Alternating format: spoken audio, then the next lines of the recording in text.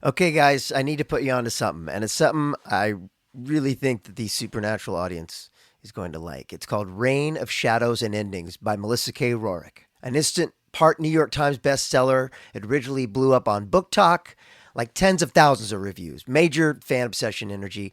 If you love dark romantasy, which I didn't know was a thing, but it is, with serious world building, this one delivers.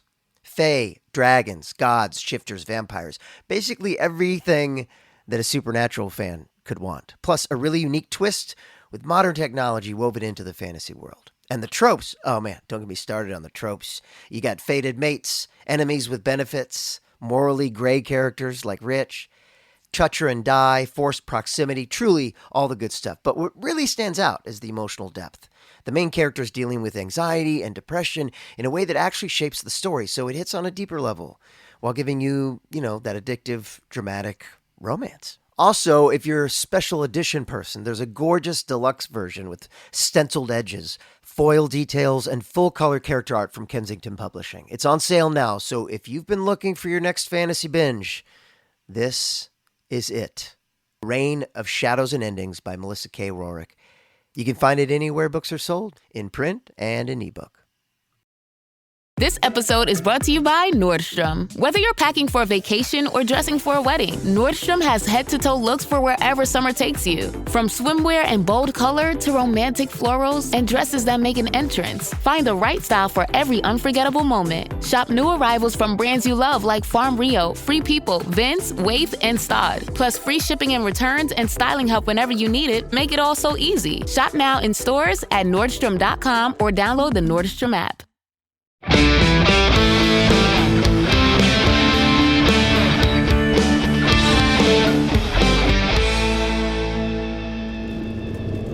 In 2005, two brothers hit the road searching for their father and ended up fighting demons, ghosts, monsters, angels, and preventing the apocalypse. Over 15 seasons, Supernatural became more than just a television series. It became a fandom, a community, and for many people, a chosen family. I'm Richard Speight Jr. I played the Trickster, Gabriel, Loki, and I also directed a number of episodes along the way. And I'm Rob Benedict. I played Chuck Shirley, who was later revealed to be God. Spoiler alert. Now, we spent years making the show, but we never actually sat down and watched every single episode in order until now. And this season, we're diving into season 9, the fallout of the angel trials and the fall of heaven, secret possessions and broken trust, and a whole new war between angels, demons, and the Winchester brothers. Each week, we'll revisit every episode alongside the actors, writers, directors, editors, composers, and a whole slew of crew members who helped bring the series to life. We'll share behind-the-scenes stories, revisit unforgettable moments, and talk about what happened on set, preserving the history of this iconic show. Now, fair warning, just like Rob proved a few seconds ago, there will be spoilers. Yeah. Oh, yes, there will be. And remember, this is our first real watch-through of the series, so if we forget a plot point, mix up some lore, or don't know what happens 3 episodes from now, that's just part of the ride. So join us as we fire up the Impala once again, hit the open road, and continue our journey through Season 9 of Supernatural.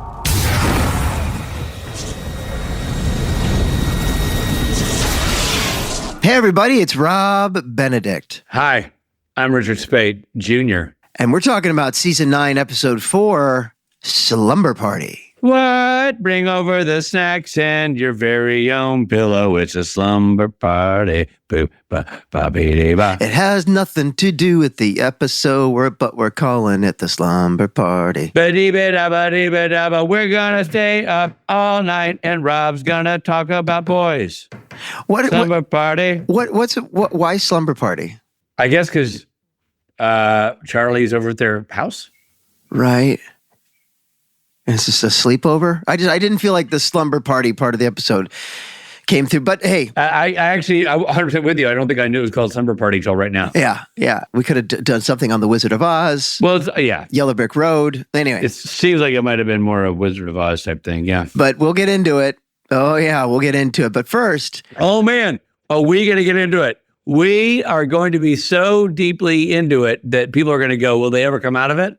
Yeah. And I guess TBD on that. Well, we're already into it, and I'm worried. Hey, guys, so you've already liked or subscribed to the podcast on Spotify, Apple, YouTube, or wherever you listen, and we appreciate that. But now it's time to comment. Leave a few kind words. Or rip Rob a new one. What's your favorite episode of the podcast? Why should people listen? Or what does Rob do that bugs you? Why should people listen to the podcast? Why should Rob be replaced? And here's the other question. You're assuming, Rob, in your diatribe here, that people have already liked or subscribed to the podcast on Spotify, Apple, YouTube, or wherever they listen. What if they haven't? Shouldn't they also then like or subscribe to the podcast on Spotify, Apple, or YouTube, or wherever they listen? are you the kind of person that like you watch an ad and they're like, so you like Vegas, but have you ever tried, you're like, but I don't like Vegas. What about me? Well, I don't say it like a witch. I say, what if I don't like Vegas? I say it in a sort of a calm, direct manner. That's my new invitation to you. Spot on. Well, it's One more reason why you're getting replaced. Look, do we sound angry? Yes, but that's because we don't know how we feel about this episode. We're trying to work it out. I can tell just by his energy. I know. Well, I would say right out of the gate, we love Robbie Thompson and we love Bob Singer. And I want that established right now. Yeah. And anything that Felicia Day touches is gold. There, I said it. Yep, totally. Felicia, I want to lay that groundwork before we start talking about this episode.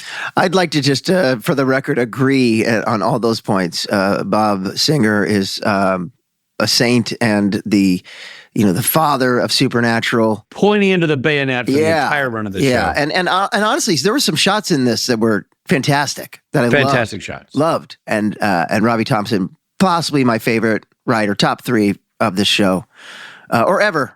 To be honest. Yeah, 100%. And yes, Felicia Day. And hey, while we're at it, Jensen and Jared. Love them all. Mark Shepard. Mark Crowley, I was about to say. Who doesn't love Mark Crowley? Crowell Shepard. But hey, let's talk about it at the end of what I'm about to do. Okay, let's do it, Robbie. Do what you do. It's 1935. The Men of Letters members. Rob's a freshman in high school. Men of Letters members James Haggerty and Peter Jenkins, who's both those names sounds like guys you went to high school with, are bored with their routine work until Dorothy Gale arrives seeking help. Yes, that Dorothy Gale. She has captured the Wicked Witch of the West, but the witch... Okay, I did not know. So I'm going to leap in here and go. Here we go. Did not know the last name Gale meant anything. Well, you said you didn't read the book, so you don't know anything. No, I know, but did you know that? Yeah, I knew that. I knew the lore of the books. I think I can say that much, but I didn't read them, but I know enough to know that. So you knew, because you knew when you heard the last name Gale, like that meant something to you. Yeah.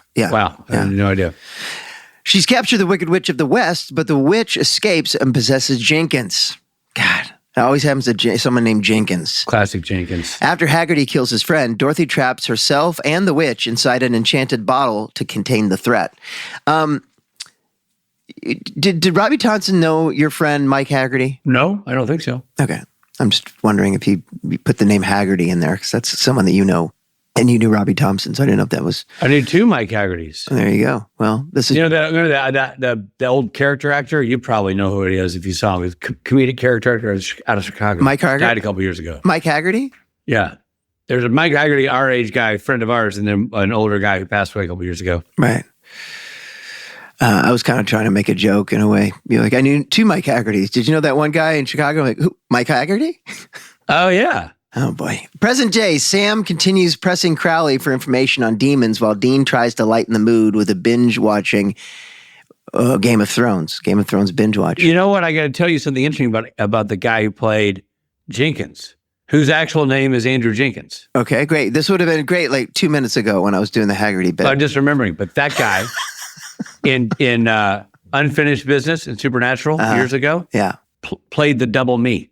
Huh. He was the other, he worked with me the entire episode and played the other version. The British guy? No, he's the other guy. Canadian guy. I mean, he didn't play British in this episode. No. It's one of the 2 black and white guys. Yeah, I know, man. It was, a joke. There's an older English gentleman who obviously wouldn't have been you and your double, and then there was the younger... That guy was British? Yeah. I just thought he was talking in like that 1930s kind of like... Sounded British. I thought to me. he was just doing like his, hey, you, come here. Well, anyway, obviously the one who would have been your double was clear to me. It just Yeah, small world though. I didn't know he had done a Supernatural before. Oh, so this was your first time seeing. You're like, hey, that's the guy who played me. Yeah, and it was really weird. I'm like, oh, I mean, he looked at me so familiar at first. I'm like, why do I know this dude? Well, there you go. And then turned out because I stared at him for an entire episode, talking to him like he was me, much like I do with you, only wearing pants. They discover a big old computer and unknowingly knock over an ancient bottle. To help decipher the Men of Letters' ancient computer system and locate fallen angels, Dean invites Charlie Bradbury over to the bunker. Charlie reveals that she has tried hunting on her own, but finds it far less exciting than the fantasy adventure she imagined. Later, the group discovers a hole forming in a bunker wall. Okay, I have a question about that. Did you notice that? Like when they walked in and they all froze looking at the bookshelf? Uh-huh. You know, there's a shelf of stuff. And I didn't understand what they were looking at and what they were so struck by. Then he moves the shelf. Yeah. But did you immediately notice something going on behind the shelf? No.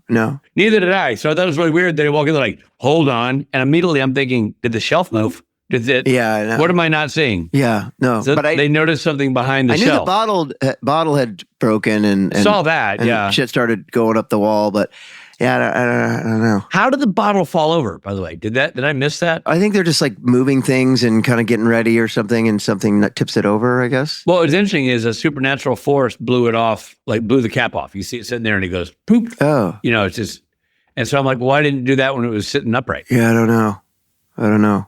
Yeah. Well, when they discover the hole forming in the bunker wall, they cut it open and out falls Dorothy. Now, maybe I'm just jaded from the days of COVID, but when all that white powder and stuff is popping out there, I'm like, guys, go get face masks. This is not, you don't know what this is. And you're sitting there like Dean's like cutting it open and breathing it in. Like, hold on. Right. Let me get a whiff before I know. Rip this open. I know, it's 50 years old.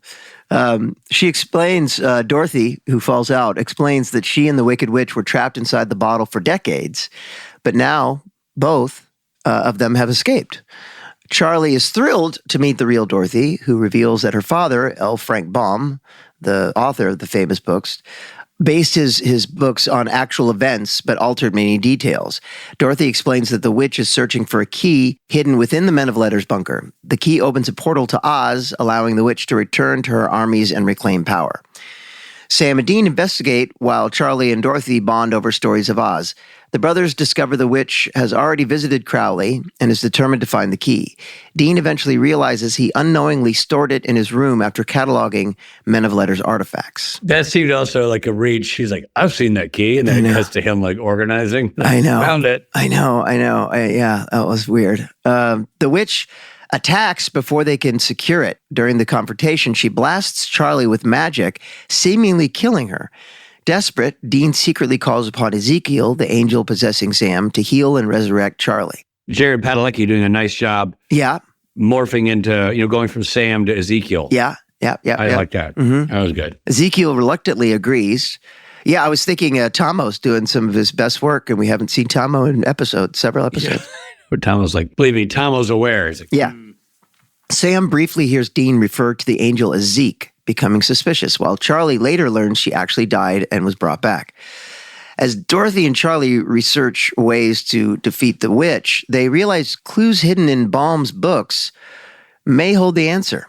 Meanwhile, the witch captures and possesses both Sam and Dean, using them to help open the portal to Oz. She begins a spell to summon her forces, including the feared flying monkeys. Dorothy and Charlie retrieve Dorothy's enchanted ruby slippers from an old motorcycle stored in the bunker garage, which is a new set for us. Right. The slippers' magic can kill the witch permanently. Battling the possessed Winchesters, Charlie and Dorothy struggle to reach their enemy. She kicks Dean in the groin, slowing him down. Charlie eventually breaks free and confronts the witch as the portal begins opening. Using the ruby slippers, Charlie stabs the witch in the back of the head, killing her, shutting down the spell, and sealing the portal before any of Oz's flying monkeys can cross into Earth. Those are some well-made shoes, by the way. You take a heel of a shoe like that, and usually it'll snap on a cobblestone road, but it'll go through a human skull. Right. It's impressive. Yeah, and the yellow brick road, apparently. Yeah. I thought they missed an opportunity here to kill her with water. Or a yellow brick. Oh, yeah, that's a good idea, Robbie. Yeah, water. They could have really hosed her down and boom. Well, with the crisis over, Dorothy decides to return to Oz and help rebuild her homeland. She invites Charlie to join her on the adventure. Thrilled by the opportunity to live the fantasy she's always dreamed of, Charlie accepts after saying goodbye to Sam and Dean and promising to keep Dean's resurrection secret. She leaves with Dorothy for Oz. As they watch them depart, Sam finally begins to see the Men of Letters bunker as home. Yeah, this was a tough one for me. I don't know about you. I'm sensing maybe you loved it, but well, here we go. Let's before we get into it, let me do my official. You know what I'm brought in to do here. Yeah. Arr, arr, arr. Rob and Rich. Ratings. Yeah. Yeah, it's a tough one. It's tough. I did have some issues with it. We love Robbie Thompson and Bob Singer. I mean, they're two of our favorites. Yeah. And Felicia Day. Two of the greats. Yeah. Felicia Day, of course. Honestly, knowing Robbie as well as we do, I feel like Robbie would be like, yeah, I hate that episode. Yeah. Or something. You know what I mean? I could see him say like, yeah, it's not. But, I think there was too much. That was in the movie. That's not in the book. There was too much of that because we've all seen the movie and fewer people know the book references. It's like if you're going to have Dorothy, I feel like it needs to be kind of more of akin to the Dorothy we know from the movies and the lore we know from the movies, right? Again, killing the witch with water, have her be in some kind of like something that made sense, yeah. Dorothy adjacent outfit that it doesn't have to be the dress and the dog, but like something, I don't know, something that says, oh, Dorothy, Yeah. That's just one issue. I didn't understand any of the Crowley stuff. It felt like we were using Mark because he was booked for the episode, but it didn't. For filler. Yeah. I didn't understand. And at the end, there's one scene where Jared just kind of comes in and hands him a sheet of paper later, like after the witch and everything, just hands paper like, you know what to do. And that felt like a weird scene. And the witch was like, the way the actor played it was like oddly, I didn't love the way that was even played. It just. I will also say that I feel like they've done in other episodes, they do flashbacks to the 20s, 30s, 40s. Yeah. And I feel like this didn't have the same historical toehold. It felt more cartoonish. Yeah, that's what I was going to say. The witch, I mean, the actor did a fine job, but the way that they chose to portray the witch felt modern. Interesting, yeah. It felt too like one of the modern witches that they, Yeah, it just was an interesting sort of thing, yeah. Because the witch from the Wizard of Oz they're freaking Elphaba. Like it's, have her be green, something. Yeah. The sort of the classic. Yeah. Yeah. Did it bug you at all that Dorothy was, I know you said you think it should be more akin to the book. Dorothy had like an Amelia Earhart kind of thing going on. That's what I was saying. Would we have there certainly wasn't any homage to the old Dorothy. That's exactly. I guess that's on purpose. That's exactly what I'm saying. I'm assuming they made this change so she could feel like she was a hunter, kind of. Sure, and I totally get that. I just would have done something with this kind of to link the two. Yeah, whether it's a scarf around the neck, something that just says like, oh, that's Dorothy. But I'm sure a lot of this was Robbie Thompson must know the books well. And he's probably like, well, in the books, this and that and this and that. It didn't, I don't know. There was nothing in the episode that made me go like, ooh, nothing really pulled me in. And I'm going to say this, knowing that I absolutely love Felicia Day and the character of Charlie, but I didn't know why this episode needed Charlie. Right. It felt like she was just there. It wasn't like, I know it was because she knew computers and they brought her into. Yeah. And one thing I thought was really funny is they do it's a very brief time lapse. She's like, let me see what I can do here, guys. And she lowers behind the computer and she comes back and does looked like a product placement ad for a Chromebook or whatever that was, touching the screen. And, and then pans over to the guys and they're still sitting in the same position. Obviously a fair amount of time has gone by because she's like wired stuff up and they're still like sitting there. I'm like, yeah. Should this be a passage of time? Like, I don't know. Yeah, I agree. There are things like that. And the Crowley stuff I felt the same way about. Like, just it didn't feel, I don't know, didn't have the same investment that some of the episodes have. You know what I mean? Yeah. And maybe I missed something, but why did she want to go to Oz? I don't know. There wasn't something I missed where she's like, she just wanted the fantasy of it. She just wanted to go. Yeah, I guess so. Yeah, because why not? I kept thinking when I was watching this, I'm like, wow, we are a long way away from Scarecrow in season 1, or, I mean, I think they try to have the spirit of it, I mean, there's nothing scary or edgy or dark or, Right. It felt like a complete different show to me. It's sort of like this. there was something comical about the witch. I wasn't really scared of the witch. She seemed kind of funny. It was all kind of like a kid's fantasy thing. It was a very different tone. Yeah. All right. Well, let's, God forbid, let's hear your beard. Well, I'm doing this because of Robbie Thompson and Bob Singer, because of their association with this episode. I'm giving it a Ted Lasso. That's good. I'm giving it a mustache. That's good. Because Robbie Thompson and Bob Singer and their library of work, and their contributions to the industry on several different shows, they deserve some facial hair, and so I'm giving them because I love them and I love their work and I love what they're doing in the future beyond this episode and what they've done in the past previous to this episode. Yeah, this just didn't. And I'm sure there's people out there who love this one. For all the Charliness of it and everything else, I was not in lockstep with this one, so I'm going to go Ted Lasso. I will also say the Bob Singer of it all. There are a couple shots, like I said earlier, that are really great, and I thought like the whole opening sequence, the music is really great, and the new set you pointed out earlier, the car set was cool. The new set is really terrific. All right, I am going to do. I don't know why this character came to mind. Maybe it's because of the era of it all, but the bad guy in Up. The old bad guy in the movie Up. You got a pencil thin mustache? Is that what pencil thin mustache? Yeah, his name is Charles F. Muntz. That makes sense. Very, very period apropos. And he was a famous explorer that the old man loved when he was a kid. Felt like a Men of Letters type of guy. Exactly, and then he finds him, and the bad guy in Up has a pencil thin mustache. Okay, there we go. That's what makes this podcast so great. Is that not every episode's a full beard? No, not every episode is a full beard. If you want you want every episode to be exactly the same, then you watch a different rewatch podcast. Find a different podcast hosted by two other guys. I'm sure that what's one of the shows you name that you're like, that's not this convention. Go to the Arrow or something. Yeah. Vampire Diaries. Vampire Diaries. It's a Vampire Diaries rewatch. Anyway, you know who I do love, who gets all the beards? Todd Aronauer. That's right. He's a former employee of Athlete's Foot, Baskin Robbins, and the Sharper Image. I knew I recognized him. That's written by someone who's a old friend of his. It's Todd Aronauer.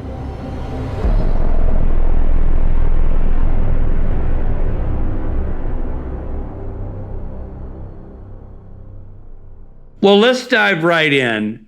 Just out of the gate, a question: was there any legal loopholes you need to jump through to do an episode about Oz? I mean, is it an IP issue or anything like that? My recollection, a lot of that was discussed in the script stage before they even wrote the script, just the idea stage, and I think there were certain elements they needed to steer clear of.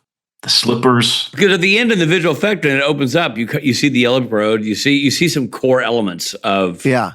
We had discussed putting flying monkeys back there, right? But we didn't want it to be too comical, right? Well, that ship may have sailed earlier in the episode. but. And the ruby slippers, I remember that being a thing because in the books they weren't red. Well, it seems that there's a lot of that in the script too. There's a lot of sort of like, well, that was just in the books. Hold on a second. What color were the shoes in the books? I think they were like pearl slippers or something. They made them ruby red for the movie. Pearl. Richard, didn't you feel like there was a lot of like, she's like, you walked on the yellow brick road with these heels? And the whole Poppy Fields thing was a lot more gruesome. Yes, right, exactly. But I, full disclosure, have never read the books. Or the books. So, have you, Robert? No. Todd? No, I don't read.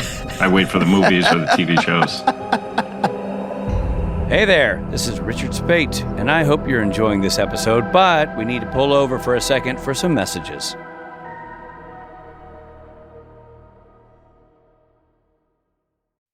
When people hear that Mint Mobile plans are only $15 a month, a whole lot of people wonder, what's the catch? Well, I can tell you from firsthand experience, there isn't one. The only catch in this commercial is this guy. There are no gimmicks and no gotchas. Just unlimited talk, text, and data, fast, reliable coverage on the nation's largest 5G network, and an award-winning care team. I guess that makes Mint Mobile a catch. Kind of like this guy. Look, since switching to Mint, I've been able to keep a tight grip on my bill. I got 3 sons. They all are on the phone more than I would like, quite frankly. I don't want to go bankrupt for these kids surfing the web and calling their friends about surfing the web and surfing the web to find their friends to call their friends to surf more. Point being, I know what I'm spending, so there's no surprises. That's what I like, and that's what you get. Mint Mobile took what's wrong with wireless and made it right with premium wireless for $15 a month. You can even bring along your current phone and phone number. You choose from 3, 6, or 12-month plans and say goodbye to a monthly bill. Sign up online and get 3 months of premium wireless service for $15 a month. Do it. You'll be glad you did. No need to thank me, but you're welcome. To get your new wireless plan for just $15 a month, go to mintmobile.com/SPNTAN. That's mintmobile.com/SPNTAN. Cut your wireless bill to $15 a month at mintmobile.com/SPNTAN. That's it. There's no catch. $45 upfront payment required, equivalent to $15 a month. New customers on 3-month plan only. Speed slower above 40 gigabytes on unlimited plan. Additional taxes, fees, and restrictions apply. See Mint Mobile for details. Guys, I can't believe it's here again. You know, I'm talking about summer. This time is just flying by. So it's time to start thinking about what you're wearing for your summer events. You got beaches, beach parties, graduation beach parties. You've got all sorts of summery cocktails to drink. What are you going to wear? Myself, I'm very excited about this quince top that I bought. And it's kind of a fancy, it's nice. It's a nice short sleeve, 3-button collared shirt. And I love it because you can wear it. I love it because it's comfortable, but you can also wear it to the party. You can also just wear it just, running some errands. It's casually cool. And that's why I keep coming back to Quince. They focus on high quality essentials that feel and look amazing. Think breathable linen and soft organic cotton, well-made basics, but without the luxury markup. It's that rare balance where everything feels elevated, but still effortless. And that's what I'm going for. Effortless elevation. I mean, you've heard me talk about their tees, or their t-shirts are just soft and easy to wear. They've got linen pants and shirts for the perfect warm weather. I mean, that's if you're really classing it up. But the thing is, everything at Quince is priced 50 to 80% less than similar brands. So go ahead and class it up. They work directly with ethical factories and cut out the middlemen, so you're paying for quality, not brand markup. Quince goes way beyond clothing, too. They've got custom upholstered sofas, ceramic cookware, premium bedding. I got myself a really sweet carrying around bag. It's the kind of brand you end up recommending to everyone for everything, which is why I'm here talking to you now.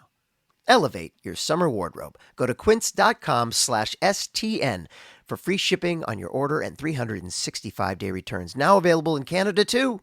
That's QUINCE.com/STN for free shipping and 365-day returns. Quince.com/STN.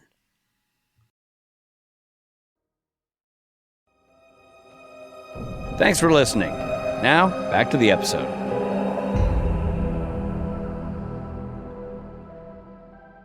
Okay, so depicting Oz.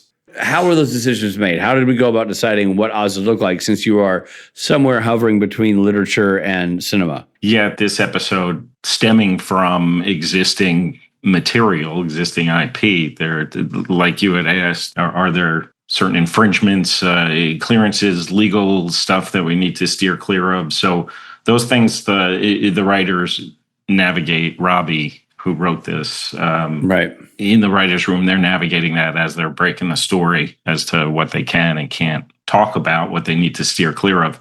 Bob, having directed it, it's in short, well-experienced hands. So by the time we get to the concept meeting, a lot of the discussions have already been had within the writer's room. Right. I don't remember. I think we were doing some visual effects R&D on different looks of what Oz should look like when they open up the door. How much of it can we see? How much should we show? I think there might have been one point where they even step more into it and they're immersed in it for a little bit. Right. But that would have been a whole 3D environmental thing. There were some conceptual visuals that I recall that Mark Malash and his crew were working on before we even went to camera. Did you ever go back to that room? I never saw that room when I was there. I think they do. Do they? I know we talked about going back there. It was really cool setup. Yeah. I think there were times we might have seen Dean working on a car or something in there. Right. I know Okay. there's a kind of a glory shot of Baby they used for a trailer or something in there, but that might have been shot around the same time. I don't know. Oh, really? Yeah.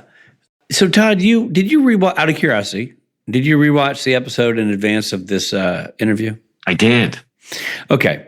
I didn't read the script That's okay. in advance. What did you think of the episode? You know what? Rewatching all of these episodes, there's certainly enough time away from it, because having watched it, having worked on it, having been immersed in every single episode for the first decade of the show or more, watching these, I'm able to just sit and enjoy the show. I don't have to look at every single frame and judge the color, judge the visual effects, see if there's a boom or a shadow or something that we need to clean up or dialogue that isn't sounding right. So it's nice to be able to just watch as a fan, as a viewer. Yeah. Can you talked about bottle episode? Can you just tell the audience a little more what you mean when you say bottle episode? I assume it's a reference to the bottle that tips over, and that's... See, that's why you're the director, Rich. You know these things. Can we mute him? Can Richard be muted?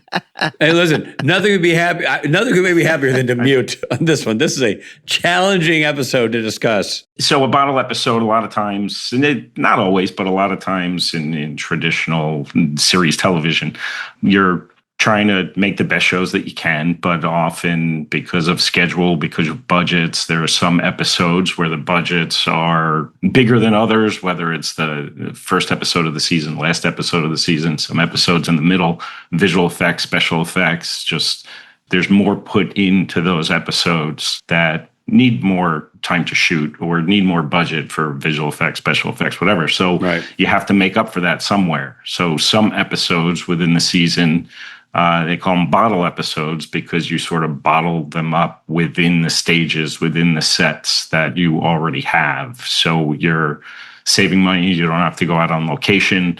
You're not shooting at night. You're not having to get additional crew, additional equipment, and generators, and everything else that goes along with it. Interesting. Just that whole additional footprint because you already have everything well established and built and set up. Without going into too much detail, you just go on the stages, you turn the lights on, and it's there. You focus them, of course. Right. But you don't have to go anywhere or do anything crazy. Right. How many episodes a season would you consider bottle episodes? Just one, right? 1, 2, but again, it depends on the other episodes and your schedule, how much money you're spending for other bigger episodes. But it could be like 2 episodes. But sometimes, like in the traditional sense, back in the 90s, sometimes it would be a flashback episode. Right. And you're just shooting your people on the couch and the sets that you own, and they're just talking about. Oh, what do you call those? Bottle episodes. That's what we're talking about, Rich. No. But like when they call those kind of episodes, we just watched one that had that title, Rob. Like one of these Supernatural episodes had the title of like, it utilized flashbacks, Todd, but it had that sort of like montage episode. Yeah, when you're like the greatest hits, she was like, I remember when Charlie did that, and then you cut back to like, yeah, like Happy Days, you would do that. Yeah, remember that, and they just replay parts of the show that they'd already done. Yeah, all the shows used to do that, and then they also used to do on a very special Different Strokes. Yeah. Yeah, interesting. But this episode doesn't feel cheaper because no, it doesn't. Like I said, we're showing new parts of the mental letters. We're adding to the scope of our world, and it looks really cool. Yeah. And the portal itself, I mean, that's a whole new bit. and all those visual effects. Couldn't get the flying monkeys in there, but What were they? Those supposed to be bats? those are just birds off in the distance. I mean, if you look close, maybe they are monkeys. They're flying monkey-ish. Things are flying. Yeah. I was like, oh, we're going to get to see monkeys? Yeah. And also Charlie's in this episode. It's always a great episode when she's in it. Yep. Felicia Day's awesome. Such a fan favorite. Yeah. And she just lights up the screen when she's on. Totally. Just the relationship with the boys. Totally. They're very protective of her. Yeah. Yeah. I felt that in this episode too. There were a couple Jensen's like, by the way, Sam, why haven't you moved in? You know what I mean? There's like room for have those conversations. Like, they've got their guns out. They're like, but by the way, what's going on with you lately? Yeah. And a lot of people have said on the threads wishing that there might have been an episode dedicated to just seeing the boys hanging out and not going out on a hunt. And with them sitting around in this one, at least in the beginning, you get to see them watching a little Game of Thrones. And yeah, right. Yeah, that was funny. The idea of, I'm sure for fans of a certain age, they're like, how can you bring a streaming show home in a bag? That makes no sense. Yeah. Like comments on the messy room and yeah, stuff like that. Right, exactly. Yeah. I thought Jensen played that well when he was like, and I've got Game of Thrones. Like, he'd never really even said those words out loud before. Like, he had no idea what it was. They're nesting. Yeah. This is a random question, but I know we talked about the DP. Well, it's not that random, but the DP switching off. Do you have any idea if the DP swap had anything to do with the black and white versus color segments? It could have been, again, it could have just been that Serge needed a break because he was a DP for every single episode unless Brad was jumping in. So there were times. So people don't know this, but most of the time people, especially now, DPs rotate. You have two DPs, two fully functioning, equally credited DPs on a show. They'll rotate back and forth like that because it's exhausting between prep and shooting, a massively time-consuming and exhausting job. Serge didn't do that. And it also allows the DP to prep the episode that they're prep with the director. Yeah, exactly. Which kind of helps with the production of it all with the shooting. And Serge did not do that. That was not how Supernatural was run. We offered that to Serge, but he was like, no. He's like, this works for us. This is great. It's amazing. He had his team. He wasn't wrong. It did work, but it was, baffling. Yeah. Man. So Serge and Brad had a great relationship. I'll just say that off the bat. And Serge was very, very happy to give Brad his due and let him DP whenever it was possible. So there were some second units, there were some splinter units, which there wasn't a second or a splinter on this episode, but it very well could have been, right. Who knows? Serge needed to go be with his family for a week, or Serge just got a cold. Sure. Needed to take a nap. Yeah. Right. It could have been the black and white. I mean, that certainly was a part of the episode. What does black and white change anything production wise? Makeup or it depends on the black and white, the nature of it. Because I've done black and white on film. We did the black and white vampire episode that Bob shot. Yeah. But shooting film, black and white versus color, and also digitally, there are certain considerations because you can't just shoot color and then dial out the color in color correction because the density, the focus, and just the colors, by pulling all the color out, you can't just really have it black and white. Certain colors give off, it might be a different shade of black. There's still, if you look at old movies that are black and white, you could still tell that the clothes they're wearing are not black and white.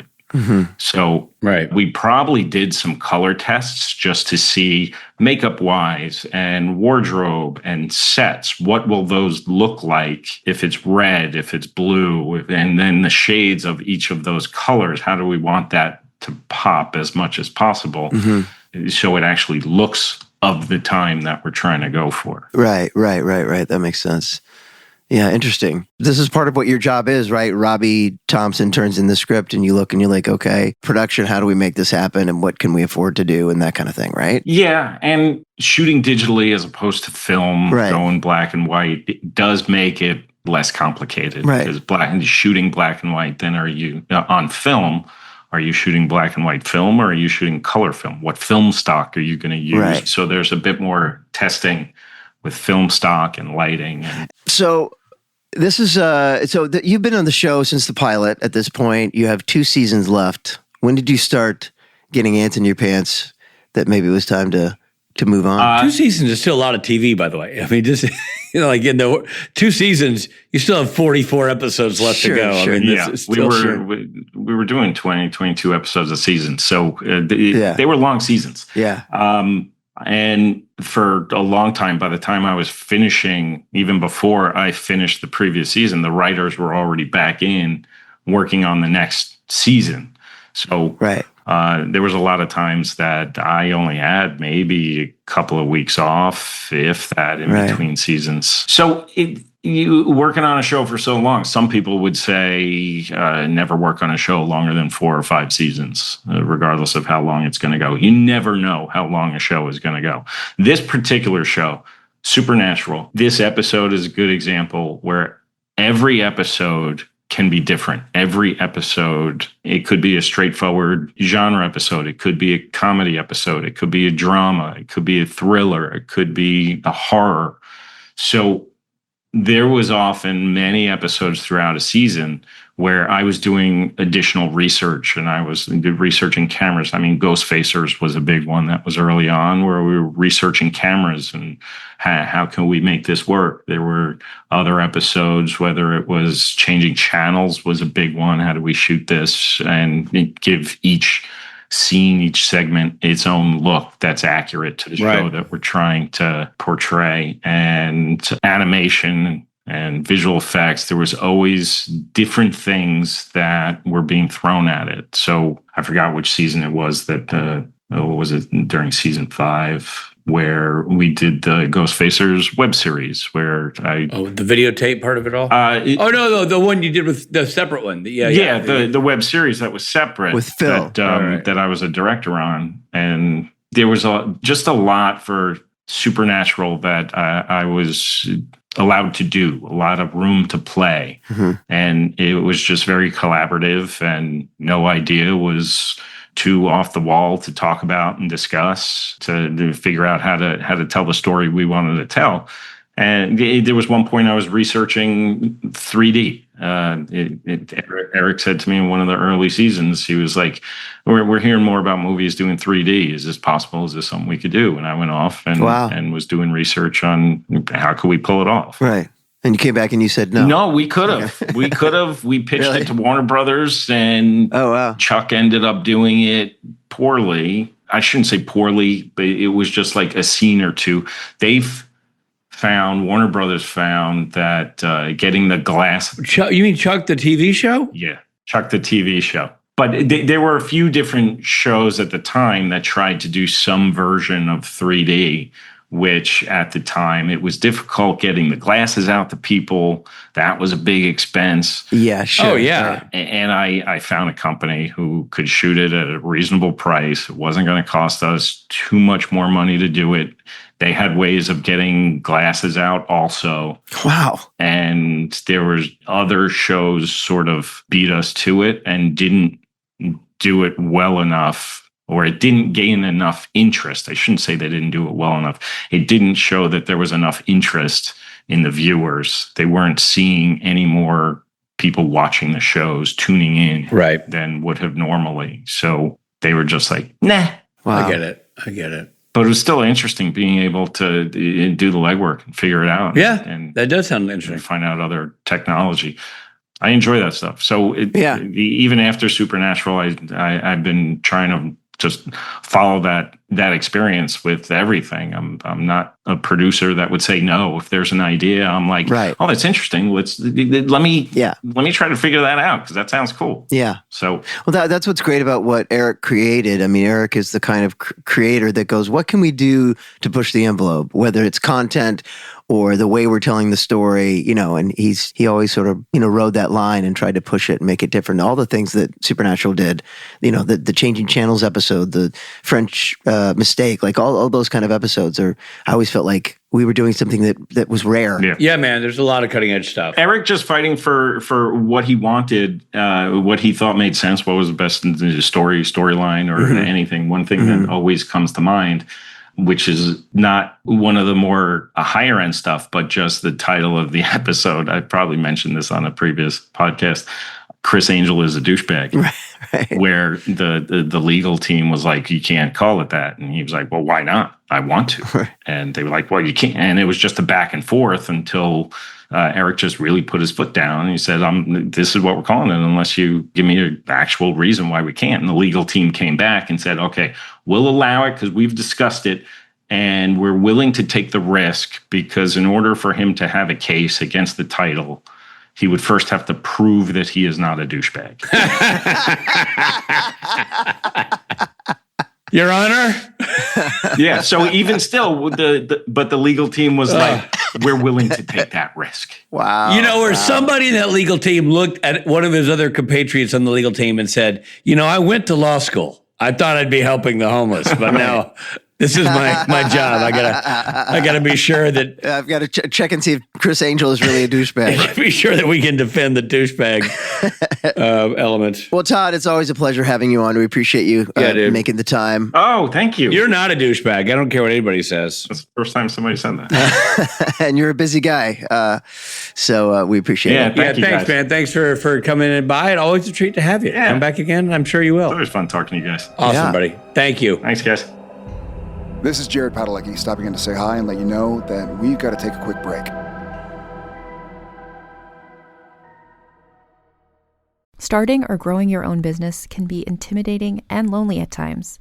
Your to-do list may feel endless with new tasks, and lists can easily begin to overrun your life. So finding the right tool that not only helps you out, but simplifies everything as a built-in business partner can be a game changer. For millions of businesses, that tool is Shopify. Shopify is the commerce platform behind millions of businesses around the world and 10% of all e-commerce in the US. From household names like Gymshark, Rare Beauty, and Heinz, to brands just getting started. Shopify has hundreds of ready-to-use templates that can help you build a beautiful online store that matches your brand's style. And you can tackle all the important tasks in one place, from inventory to payments to analytics and more.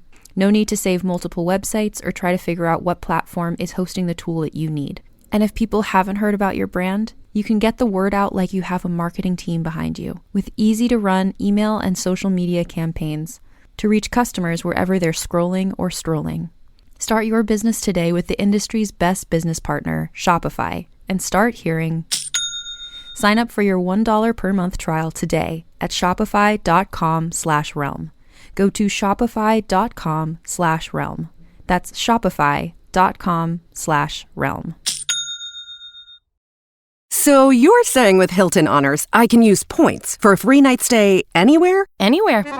What about fancy places like the Canopy in Paris? Yeah, Hilton Honors, baby. Or relaxing sanctuaries like the Conrad in Tulum? Hilton Honors, baby. Ooh, what about the 5-star Waldorf Astoria in the Maldives? Are you gonna do this for all 9,000 properties? When you want points that can take you anywhere, anytime, it matters where you stay. Hilton, for the stay.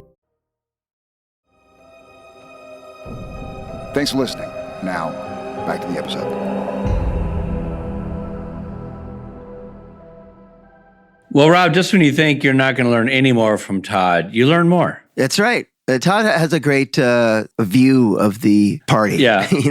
I always find his views very interesting, the way that he looks at an episode. Yeah, he does have a different view than what we often get. And I remember you said to me recently, you go, no, I feel like we've suckled at Todd's teat. I did. To the point where we've drawn it dry. And I said, I don't think so, Robbie. Recently, I was just talking about sucking at Todd's teat.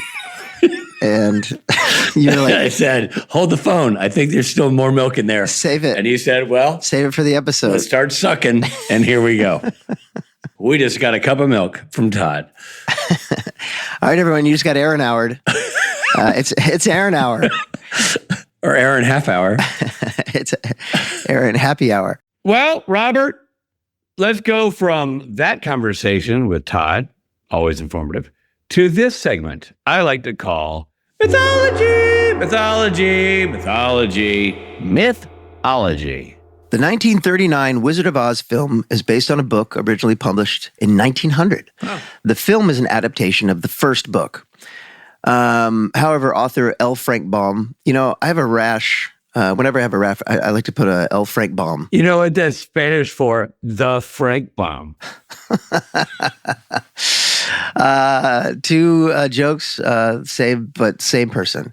L. Frank Baum always intended for it to be a series and wrote 14 books.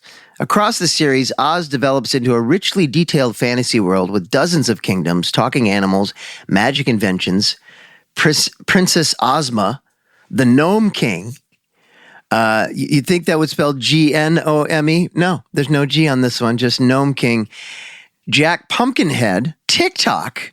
They got TikTok, Rich. TikTok and Oz. And many other characters never seen in the classic film. What, no Snapchat? No Snapchat. Well, Baum wanted to create a distinctly American fantasy world rather than retail European folklore. He called himself the Royal Historian of Oz. Huh. The movie strongly implies that Oz was a dream. In Baum's books, Oz is a real place that Dorothy visits repeatedly. She returns several times, and eventually her family moves there permanently. Wow. Sounds like a kind of a drug movie where she's tripping on drugs, and then eventually she gets her entire family addicted, and they all are tripping on drugs all the time and live in a drug-fueled haze. Oh, can you imagine Auntie M? It's actually in Oz. Old Auntie M and L. Frank hanging out. Yeah, L. Frank Baum. It does kind of make me want to read the books. I do like I like that world. I like that fantasy world, the Oz fantasy world. I know nothing about it. It's really cool. And now it's time for fun facts. Fun facts. Fun facts. Fun facts. This is one that I perked up to. Charlie mentions that Becky Winchester 176, referring to Becky Rosen, who was briefly Becky Winchester when she was married to Sam in season 7, Time for a Wedding. Yep. I didn't realize that episode was actually called season 7, Time for a Wedding. It's all in quotes together there. Oh, wow. Yeah, season 7, Time for a Wedding. Yeah, I thought it was just Time for a Wedding. No, it's season 7, Time for a Wedding. That's funny. Uploaded all the unpublished supernatural books that my character wrote to the internet, and this is episode number 176. I got to say, I thought that Jared was super funny in that bit. Yeah. I forgot to bring that up, but when he's like, I don't know it. I'm not familiar with this. It doesn't ring a bell. Yeah. No bells ringing. Yeah. It was really funny. He did a great job with that. Yeah, that was funny.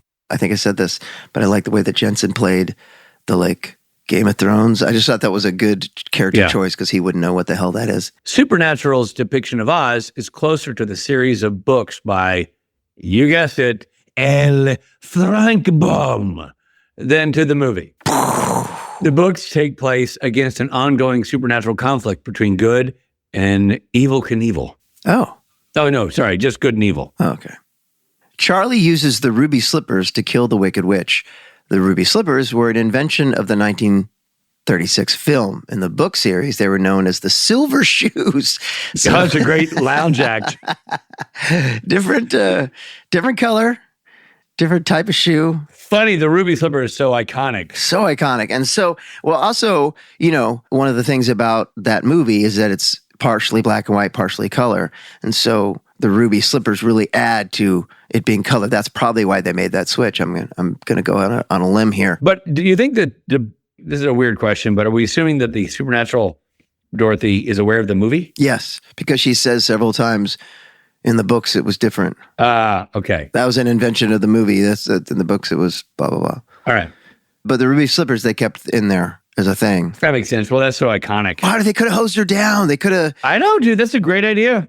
It's a great idea. They could have found a fire hose in the Man of Letters. In real life, L. Frank Baum only had 4 sons and no daughters. Huh. Their names were L. David, L. Lawrence, L. Peter, and L. Roger. The Italian title is Ritorno ad Oz. Which means, God, I can't imagine what that means. I don't know. So I'm going to guess it's Return to Oz. Okay, there must be something similar in our Our friends on the island, the Japanese. Robbie, what are they calling this one? Well, I can't translate this. How's your Japanese? Rusty at best, but I'll do my best. I'll do my best here. Shoot, it feels. I'm recognizing some. Well, I think it's the happy fun boat that kills you. Oh, interesting. No reference to the books or the movies. No, they really went out on a limb there. Well, everybody, looking forward to seeing you when we talk about Dog Dean Afternoon, but we're going to just put this one to bed. Meryl Streep. All right, here we go. This episode of Supernatural features Jared Padalecki as Sam Winchester, Jensen Ackles as Dean Winchester. Guest stars include Mark Shepard, Gildert Jackson, Kennethio Horn, Felicia Day, Andrew Jenkins, and Maya Mazar. Slumber Party was written by Robbie Thompson and directed by Robert Singer. Editing by Don Cook, music by Christopher Leonards. ADR looping coordinator was Michael Corbett. Hi, Mike. Executive produced by Robert Singer and Jeremy Carver. Supernatural was created by Eric Kripke. The episode featured the following songs: Over the Rainbow by Judy Garland, and For Those About to Rock by AC/DC. This episode originally aired on October 29th, 2013. This episode of Supernatural Then and Now was hosted and executive produced by Richard Spade Jr. and Rob Benedict. Produced by Stephen Hyden, written by Stephen Hyden and Haida Holscher. And edited and associate produced by Trey Booty. What's up, Booty? Music provided by Tim Wynn. The episode was recorded with the help of Sonic Fuel Studios. This podcast is from Story Mill Media. Follow the podcast at Instagram and YouTube at SPN Then and Now. Become a member of the podcast to get early access, chat rooms with other podcast fans, and video interviews at patreon.com/SPN Then and Now.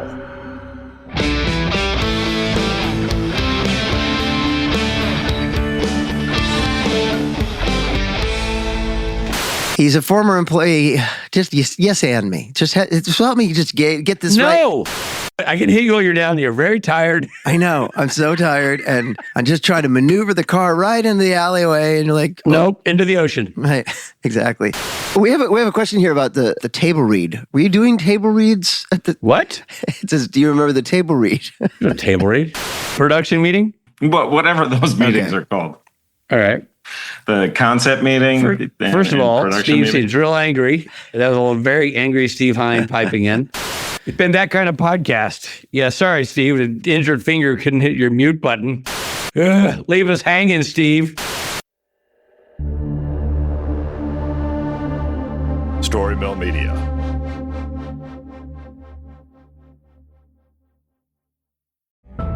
The war is over, and both sides lost. Kingdoms were reduced to cinders, and armies scattered like bones in the dust. Now the survivors claw to what's left of a broken world, praying the darkness chooses someone else tonight. But in the Shadow Dark, the darkness always wins. This is old school adventuring at its most cruel. Your torch ticks down in real time, and when that flame dies, something else rises to finish the job. This is a brutal rules-light nightmare with a story that emerges organically based on the decisions that the characters make. This is what it felt like to play RPGs in the 80s, and man, it is so good to be back. Join the Glass Cannon podcast as we plunge into the Shadow Dark every Thursday night at 8 p.m. Eastern on youtube.com/theglasscannon, with the podcast version dropping the next day. See what everybody's talking about and join us in the dark. Reality TV is messy. Pop culture is louder than ever. And the internet completely unhinged. Welcome to Roxanne and Chantel, the podcast where cousins Roxanne and Chantel break down reality TV, celebrity drama, and the stories everyone's texting about. We recap the shows, spill the headlines, and sit down with the stars themselves. No filter, no boring takes, just the tea. New episodes every week. If it's trending, we're talking about it. This is Roxanne and Chantel. Let's get into it.